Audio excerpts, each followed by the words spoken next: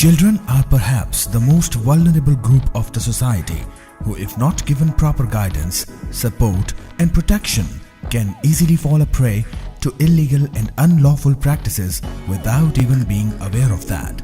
The age at which a child can be held responsible for criminal acts and dealt with within the criminal justice system varies enormously around the world.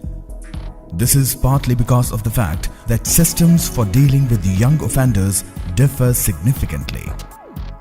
There are a lot of issues, for instance, the determination of the age of a child, how to treat a child, how a child is going to be treated as a victim, and how a child, if he has committed a crime, is going to be treated, where are they going to be brought to, how they are going to be interrogated in case if they have committed a crime. In some countries, the minimum age of criminal responsibility ranges between 12 to 16 years of age. In Pakistan, the minimum age of criminal responsibility is set at 7 years, and despite several laws and constitutional guarantees for the protection of the rights of the children accused or convicted of crimes, a lot is left to be desired. In this regard, Plan International, in collaboration with the Society for the Protection of the Rights of the Child, SPARC, and with financial support of European Union, implemented a police training and capacity building for democracy and human rights project to sensitize the police about protection of human and child rights and to change existing perception of the police by building a positive image.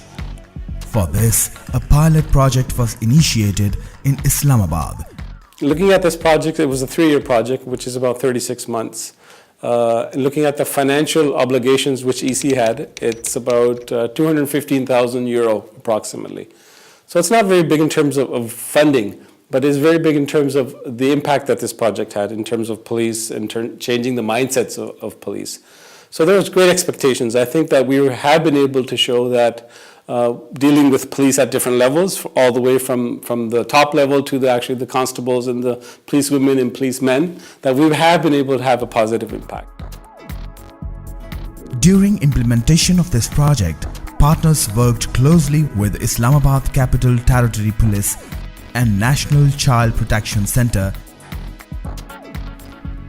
Before implementing the PTCB project, a thorough curriculum review of police academies were carried out, followed by comprehensive baseline survey and training needs assessment, whose findings enabled the project team to draft an exclusive training module in consultation with all stakeholders.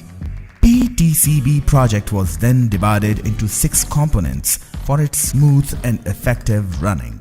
The strategy that we had adopted was awareness sessions, mass awareness campaigns through radio spots, jingles, newspaper ads, so that the spread was wide and it was deep-rooted impact.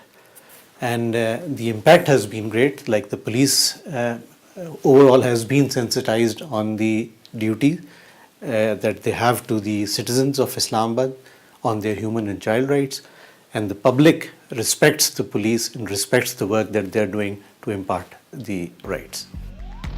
Training of Master Trainers (TOT) was the first component of the PTCB project. The key objective was to train 100 police officials and 90 staff members of NCPC in Islamabad on human and child rights. Police trainers were selected by the Police Department DIG headquarters following the indicators given by the training unit of SPARC. Simultaneously, the project team was also developing the training materials for the trainers that included a module, a basic toolkit, supplementary learning materials. The team extensively reviewed and revised the existing training syllabus and analyzed the prescribed curricula. हमारा जो training content है जो हम training में deliver करते रहे हैं वो अब पार्ट है पुलिस ट्रेनिंग स्कूल का जो रेगुलर सिलेबस है उसका जो जितने भी अब ट्रेनिंग जो स्कूल में आएंगे जो कोर्स करके निकलेंगे वो अब ह्यूमन राइट्स स्टैंडर्ड्स को भी पढ़ के निकलेंगे चाइल्ड राइट्स पे भी बात होगी और जुवेनाइल जस्टिस सिस्टम पे और चाइल्ड प्रोटेक्शन पे उन्हें ट्रेन किया जाएगा. In the next phase, training of peer educators by master trainers was held so that at least 500 police officials could be trained on human and child rights. The training sessions proved extremely successful as almost 30 master trainers shared their knowledge and skills, training 585 peer educators.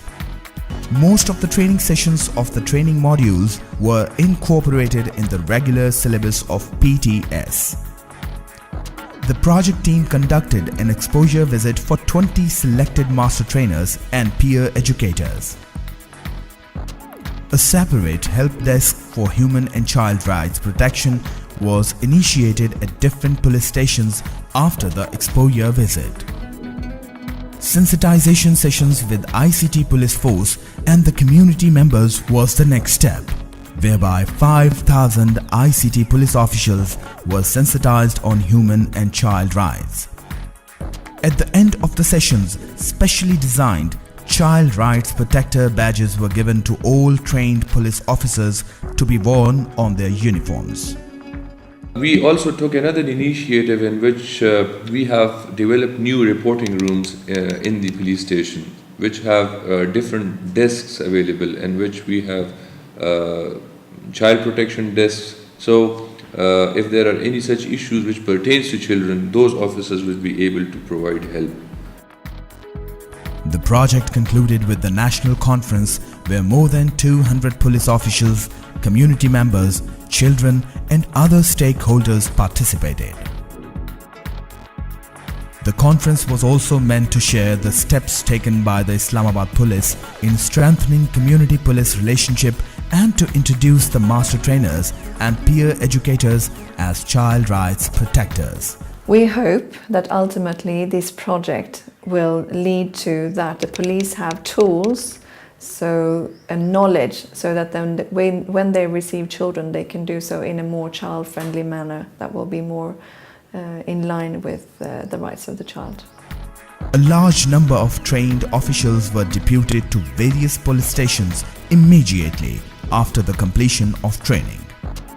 Although there were some challenges that the implementing partners had to face during the course of the PTCB project, yet they can clearly lay claim to significant achievements in building the capacities of police officials through this project. I am very thankful to Islamabad Police कि उन्होंने इस project को continue रखा और मुसलसल इसकी activities जारी रहीं।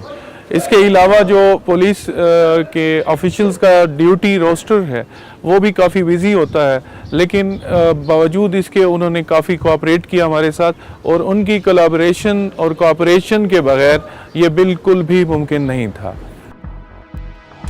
And are hopeful that the pilot project will be replicated in all provinces of Pakistan and human and child rights will be ensured and protected at all costs.